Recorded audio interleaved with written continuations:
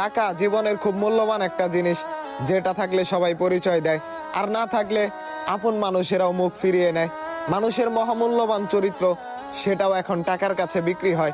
Pocket ভর্তি টাকা থাকলে মূর্খ লোকটাও একদিন জ্ঞানী হয়।